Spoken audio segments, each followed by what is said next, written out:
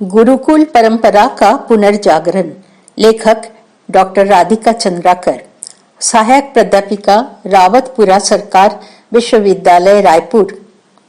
शिक्षा को किसी भी देश का मेरुदंड कहा जा सकता है। इसी आधारशिला पर देश की उन्नति और अवनति निर्भर करती है। भावी पीढ़ी के निर्माण में शिक्षा ही एक सांचे का कार्य करती है। शिक्षा सदा से ही आवश्यक व महत्वपूर्ण मानी जाती रही है। आज के दौर में शिक्षा जीवन के एक ऐसा अभिन्न अंग है जिसकी उपेक्षा नहीं की जा सकती।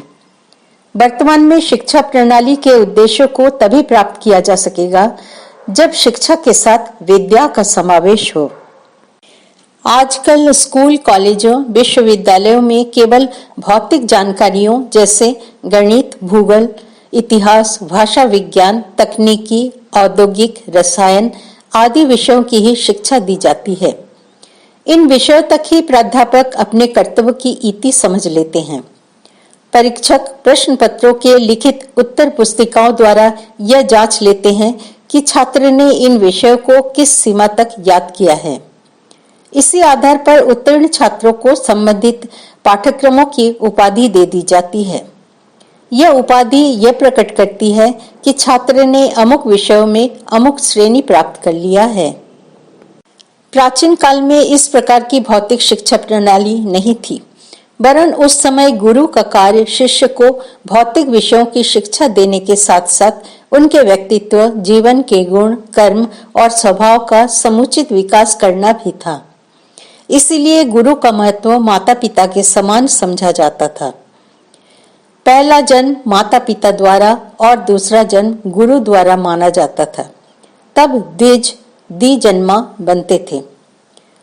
गुरु शिक्षा के साथ साथ विद्या भी प्रदान करते थे। विद्यार्थी के गुण, कर्म, स्वभाव और योग्यता के अनुकूल गुरुकुल में परीक्षाएं होती थी और विद्यार्थी उसी के आधार पर उपाधि प्राप्त करता था।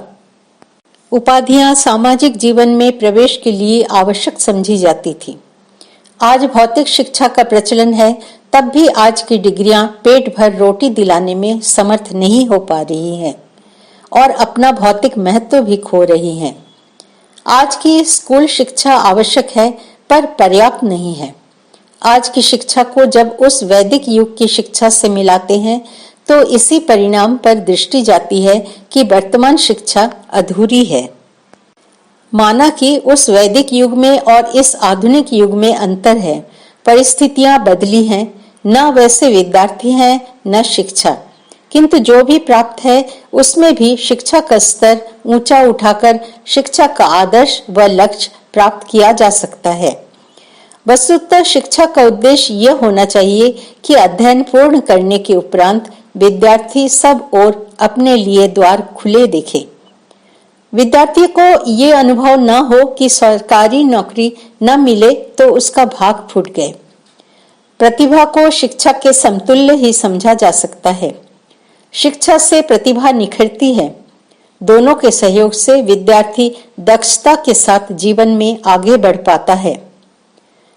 वर्तमान परीक्षा पद्धति कहीं कहीं अवांछनीयता की संभावना लिए हुए है। एक दूसरे की नकल करना और निरीक्षक द्वारा मुंह फेर लेना अब सर्वविदित हो गया है। जो इसके विरुद्ध खड़े होते हैं उनके साथ अमानवीय व्यवहार की आशंका बनी रहती है। इन आशंकाओं के डर से कुछ तो पीछे हो जाते हैं, कुछ प्रलोभन में आ जाते हैं। एक के स्थान पर दूसरे का पर्चा लिख देना, पर्चा जांचने वाले का पता लगाकर तिकड़म भिड़ा देना, नकली मार्कशीट प्राप्त कर लेना, ऐसे कई गोरख धंधे शिक्षा जगत में खुल गए हैं जो किसी से छिपा नहीं है। इससे शिक्षा का स्तर गिरता जा रहा है और छात्रों में गुणवत्ता नहीं आ रही है। शिक्षा के क्षेत्र में आई इन विकृतियों को दूर करने और इन दुष्प्रवृत्तियों को मिटाने के लिए नए ढंग से सोचना होगा, नई परंपरा और प्रणाली का अनुसंधान करना होगा। इस नई प्रणाली का अन्वेषण में जब अवसर होते हैं तो हमें इसका संकेत उन सभ्यताओं और संस्कृतियों में मिलता दिखाई पड़ता है जिन्हें हम प्राचीन गुरुकुल परंपरा के नाम से जानते हैं। शिक्षा और विद्या का समन्वित स्वरूप ही विद्यार्थी का मार्ग प्रशस्त करेगा। सामान्यतः शिक्षा और विद्या को हम समान अर्थों में ले लेते हैं, लेकिन वास्तव में दोनों के अंतर को समझना आवश्यक है।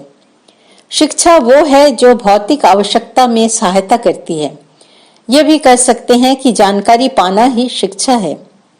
विद्या का अर्थ है विद्यार्थी का अपने कर्तव्यों, उत्तरदायित्वों के बारे में, सद्गुणों के बारे में अवगत होना और अपने कर्म व स्वभाव को सही मार्ग में चलने के लिए प्रेरित होना। इस तरह हम कह सकते हैं कि प्रभावशाली जानकारी का नाम ही विद्या है। शिक्षा वो है जिसके द्वारा मनुष्य कठिनाइयों को दूर भगाने के योग्य बन जाता है। केवल लिखना पढ़ना जान लेना ही शिक्षा नहीं है। यह तो केवल सरस्वती देवी के मंदिर में प्रवेश करना ही मात्र हुआ। ऐसी शिक्षा जो चित्त की शुद्धि न करे, मन और इंद्रियों को वश में करना न सिखाए, उपजीविका का साधन न बताए, साहस और सामर्थ्य पैदा न करे, चाहे उसमें अथाह जानकारी का खजाना ही क्यों न भरा हो, तो वो शिक्षा किस काम की। ऐसी शिक्षा विद्यार्थियों को वैसा बना देती है जैसे चारों वेदों से लदा हुआ गधा। इसका तात्पर्य यह है कि बड़ी बड़ी डिग्रियों को धारण करने वाला शिक्षित नहीं कहा जा सकता है। किंतु विद्या क्या है? सा विद्या या विमुक्तये। विद्या मुक्ति के लिए होती है। वो मानव को मुक्ति के योग्य बनाती है। वो है विद्या।